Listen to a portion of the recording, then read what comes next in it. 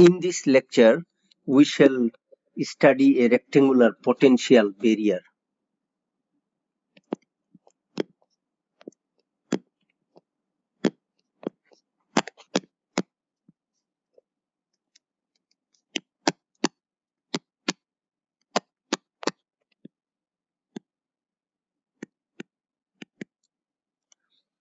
We consider one-dimensional case. In quantum mechanics, the rectangular or square potential barrier is a standard one-dimensional problem that demonstrates the phenomena of wave mechanical tunneling, also called quantum tunneling, and wave mechanical reflection. The problem consists of solving the one-dimensional time-independent Schrödinger equation for a particle encountering a rectangular potential barrier. It is usually assumed that a free particle impinges on the barrier from the left. Although classically a particle behaving as a point mass would be reflected, a particle actually behaving as a matter wave has a non-zero probability of penetrating the barrier and continuing its travel as a wave on the other side. In classical wave physics, this effect is known as evanescent wave coupling. The likelihood that the particle will pass through the barrier is given by the transmission coefficient, whereas the likelihood that it is reflected is given by the reflection coefficient. Schrödinger wave equation allows these coefficients to be calculated. Okay, now let us consider the rectangular barrier.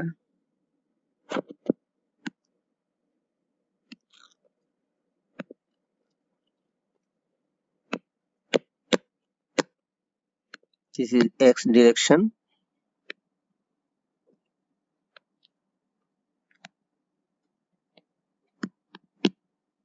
This is origin, this is minus a, and this is a, and the height of the barrier is v0. Okay, so in this region from minus infinity to minus a, the potential energy is 0, and from minus a to plus a, it is v0.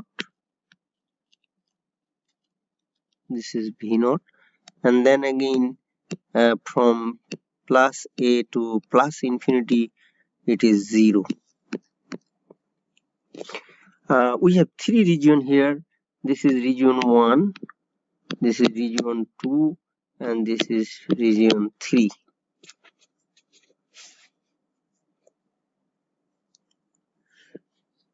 This problem is of special interest since it exhibits dramatically one of the effects of the penetration of the wave function into classically forbidden region. Because if we assume that the potential barrier height is greater than the total energy of the particle,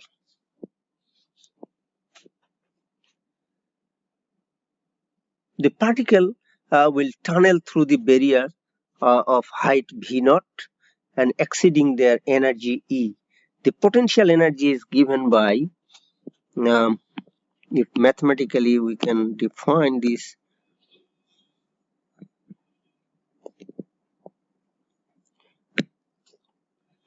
so it's 0 for x is greater than minus infinity and less than minus a, and this is v0, and x is greater than minus a and less than equal to plus a, and again 0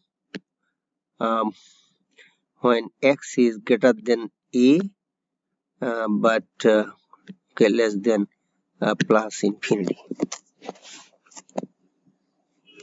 Okay, we have the Schrödinger equation in 1D.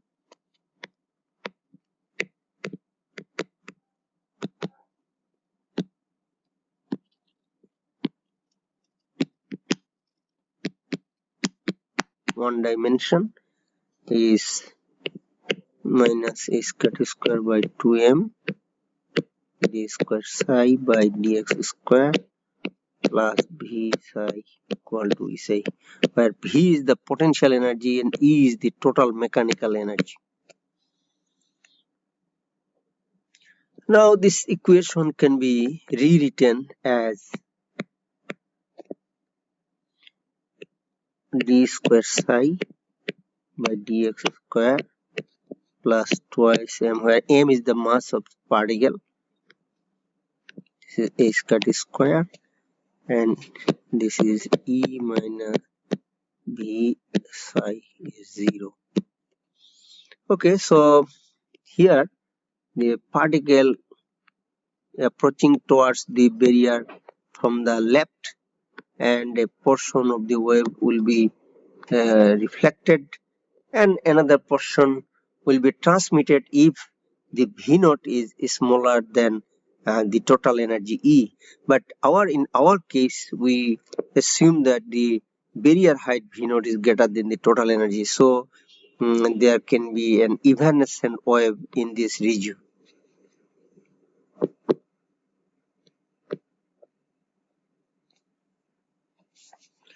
So we shall write down the Schrödinger equation in these three regions. So if we write down it for region 1,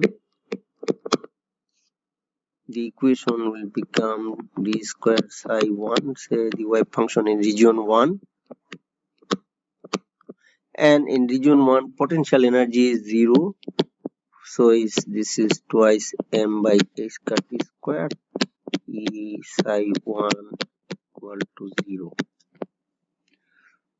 Okay, when x is less than minus a.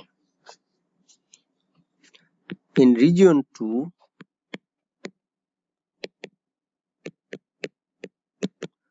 the Schrödinger equation is d square psi 2, this is the wave function psi 2 in region 2, and d square, and here minus twice m by square square, and this is v naught minus e psi 2 equal to 0. Here x is greater than or equal to minus a and less than or equal to a.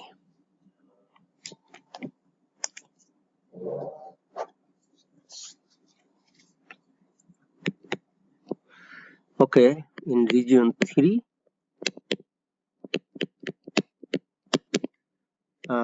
the wave function is psi 3, then d square psi 3 by dx square plus twice m by a squared square e psi 3 equal to 0, because there is no potential energy in region 3. And here x is greater than a.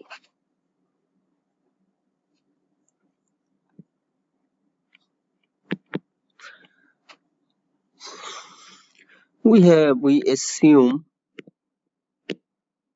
that the potential barrier height is greater than the total energy, and we let k square is equal to twice me by a squared square, and gamma square equal to twice m by squared square, and v naught minus e. Then our above three, the Schrödinger equation in the three regions can be written as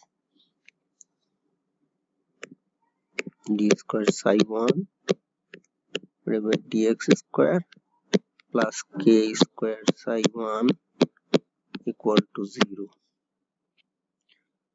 for x is less than minus a. And in region 2, d square psi 2 by dx square and minus gamma square psi 2 equal to 0 when x is greater than or equal to minus a, and less than or equal to A. This is in region 2. And in region 3, we have d square psi 3 by dx square plus k square psi 3 equal to 0 when x is greater than A. Let us suppose now that we'll have to write down the solution of these three differential equations, and the standard, these are second order differential equations, so there will be two solutions for each of these equations. So solution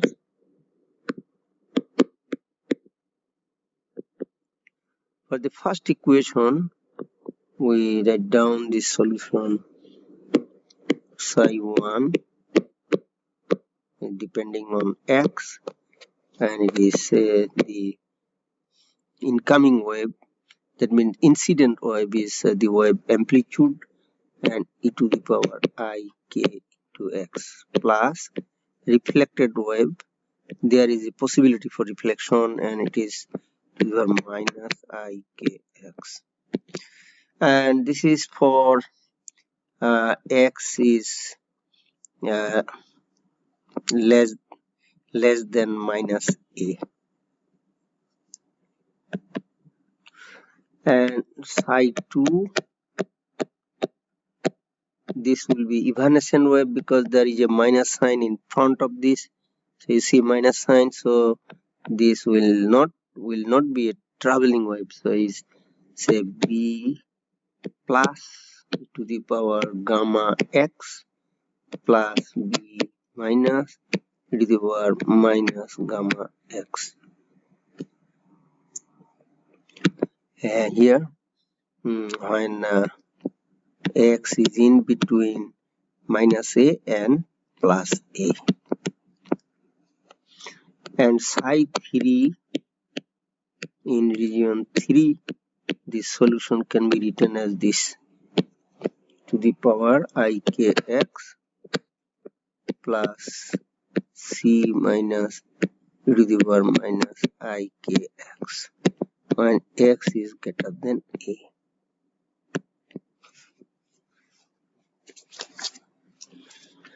Now let us suppose now that particles are incident on the barrier only from the left side. These particles having positive momentum, and we have shown here, you see the particle, and these particles having positive momentum would be described by the part A plus e to the power ikx of psi 1. The other part, A minus e to the power minus ikx, is the reflected part, reflected wave. So this from the solution, okay, so this is the incident wave, and this is the reflected wave. And because why this is reflected wave, because you see the momentum is here, the wave number in front of the wave number is minus sign, so the momentum will be minus h cut k. On the other side of the barrier, region 3, there are by hypothesis no particles moving to the left. In region 3, no particle moving in the backward directions because there is no barrier. Therefore, we must take the no reflected wave in region 3, so we must take C minus is 0. So no reflected wave in region 3,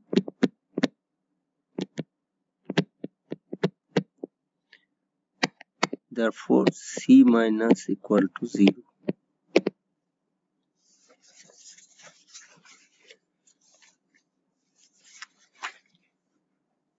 Then psi 3 reduces to C plus e to the power ikx. representing particles moving to the right, which could come only by tunneling through the barrier from region 1. This ratio C plus by A plus, so will give us the amplitude of the tunneling to take place, and A minus by A plus is the amplitude for reflection.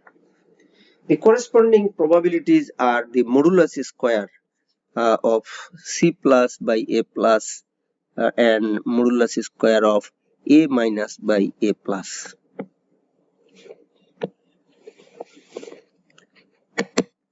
That means the transmission coefficient, or we can say transmission probability, and the reflection probabilities are the modulus square of those amplitude ratios. Okay, I will now show you those.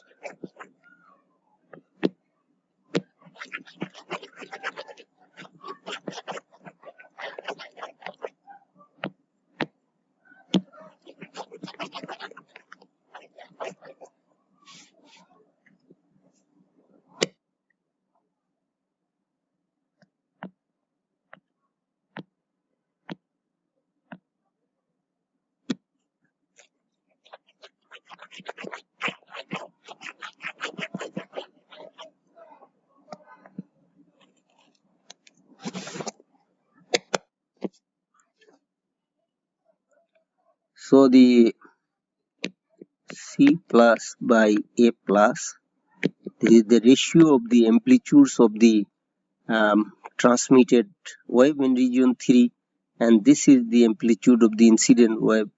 And if we take the modulus square, this one should give us the transmission probability.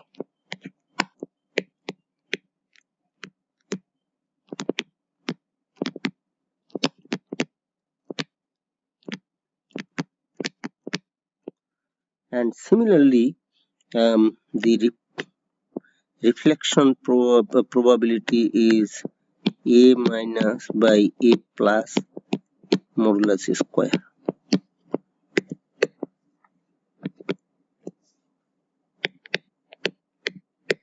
Because A minus is the amplitude of the reflected wave and A plus is the amplitude of the incident wave.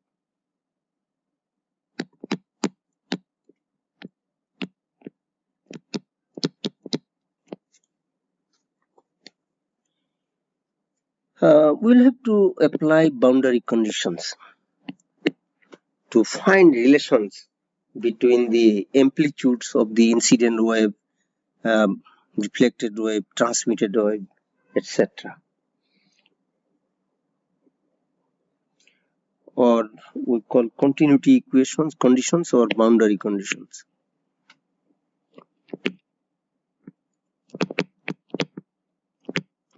Or continuity conditions.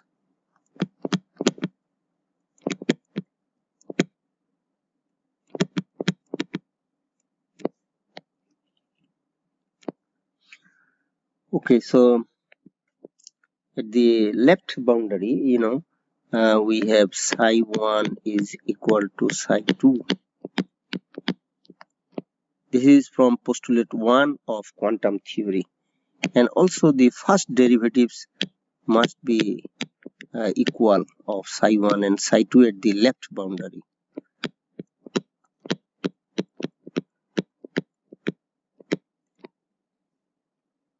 At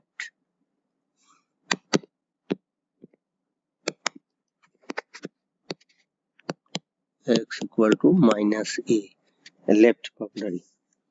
And at the right boundary, we have psi 2 is equal to psi 3, and the first derivative of these wave functions also will be equal. D psi 2 by dx must be equal to d psi 3 by dx. This is at the right boundary at x equal to a. So if we apply this, then we can, by applying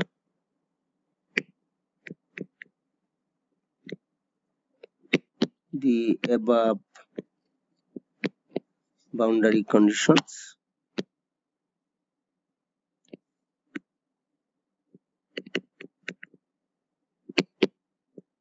we can show that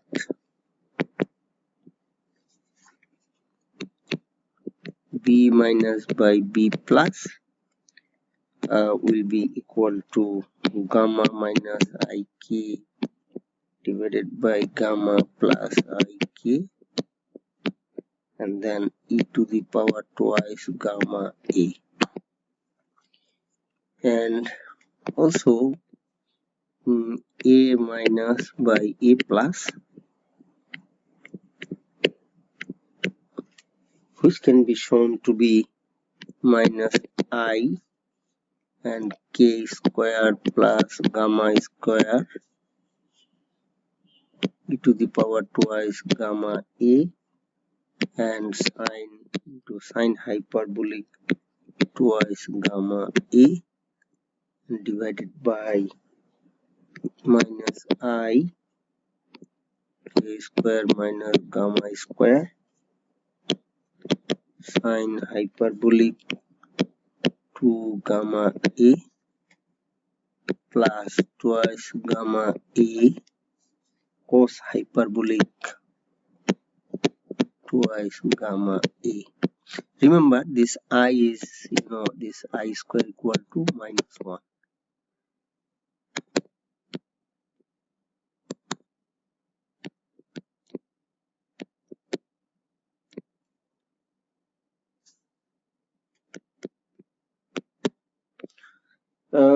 We can then express um,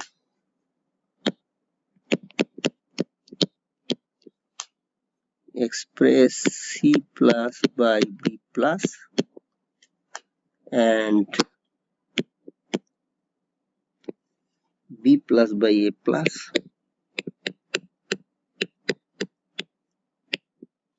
in terms of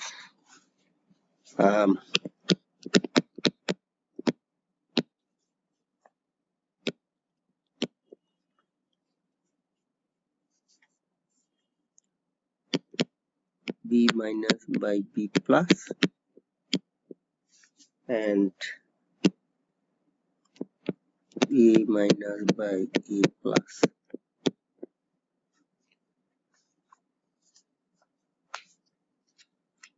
By solving the continuity conditions,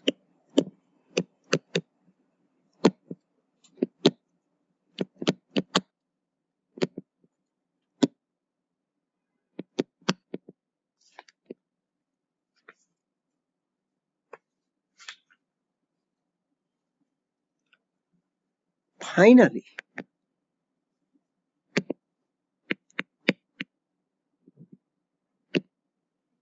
we can then show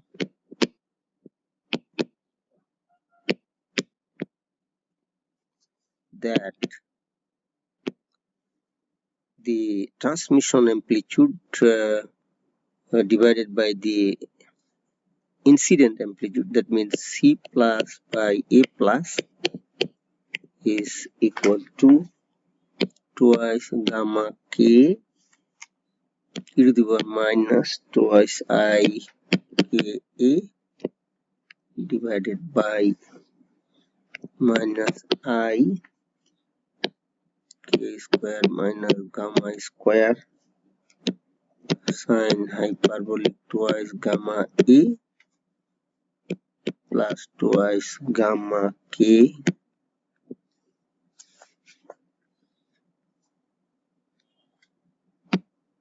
cos hyperbolic twice gamma a. I'm sorry, this in a minus by a plus, instead of 2 gamma a, this should be 2 gamma k here.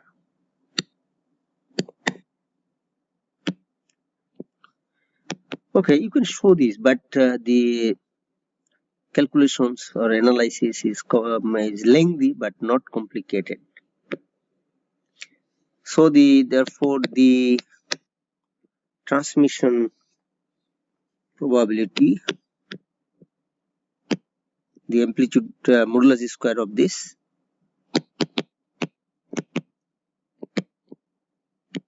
transmission probability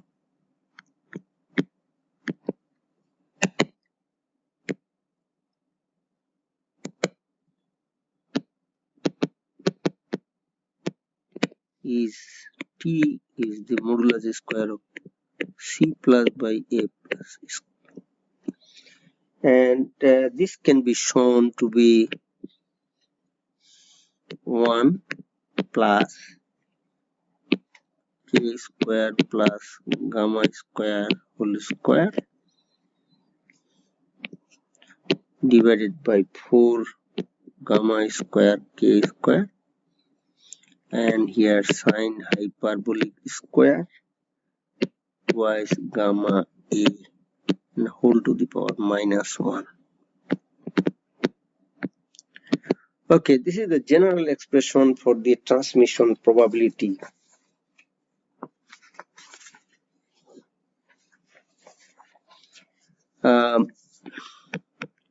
It can be easily verified that the reflection probability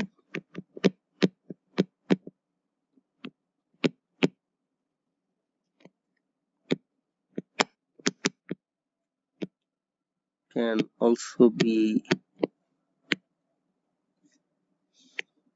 written as R equal to A minus by A plus whole square is just 1 minus T. That means R is 1 minus T, that is R plus T equal to 1.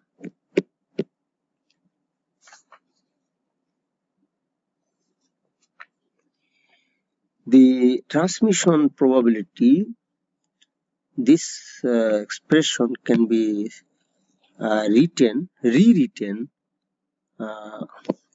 in different form if we define a quantity delta, which is a square by twice m a square. Okay, I will show you.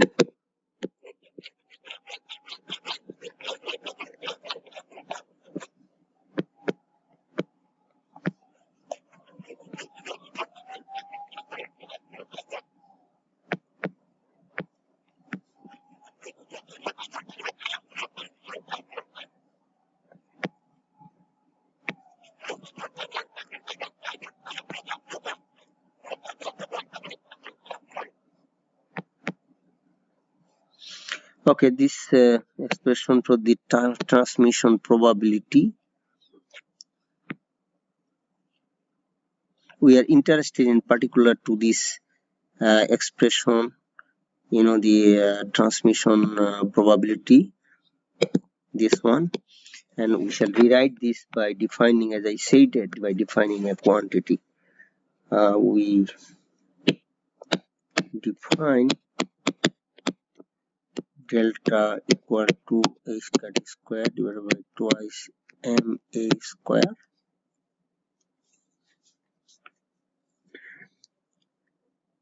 and then Ka whole square can be written as E divided by delta. You can show this from the relation, this K square equal to twice me by a square.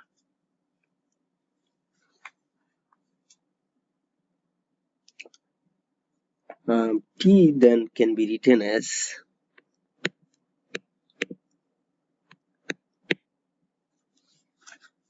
1 plus V naught square divided by 4 V naught minus E into E, and here sine hyperbolic square, and here twice square root of V naught minus E divided by E, delta, and whole to the power minus 1. Okay, this is. Now we can do some simplifications. If we assume that if we, so it's general, this is a general expression for the transmission probability. If we assume that the V naught is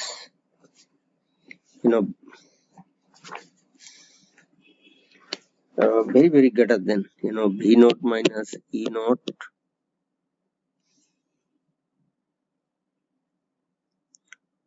divided by delta. This quantity is is very okay. This is very very greater than 1. If we take, okay, then this means sine hyperbolic square. What is sine hyperbolic? Sine hyperbolic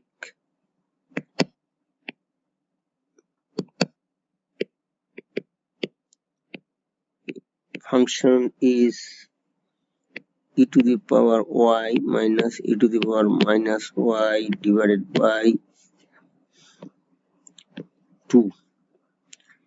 And for if we take y equal to this, y equal to this, then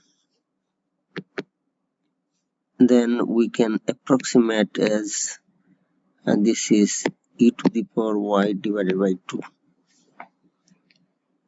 And in this situation,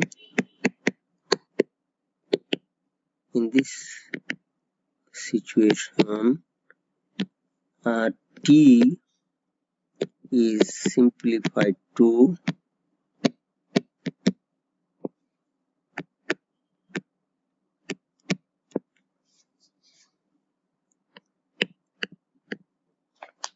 this 16 V naught minus E into E divided by V naught square, and this is exponential minus 4 square root of V naught minus E divided by delta.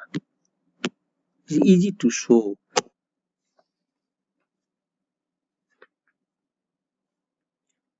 Or this can be also written as 16 E divided by V naught and the 1 minus E by V naught and exponential minus twice A by H cut, and here V naught minus E. Okay, these expressions are same, just substituting the value of delta, you can reduce this t to this. Okay, these are the exceptions because we have assumed here that the potential barrier height is much greater than the total mechanical energy of the particle. And there are some problems at the end of this chapter, and you can solve those problems by applying these the formula of the transmission probability. Okay, we are now going to stop here. This is the end of this chapter 3. In the next lecture, we shall start discussing chapter 4, and which includes three-dimensional problems in quantum mechanics.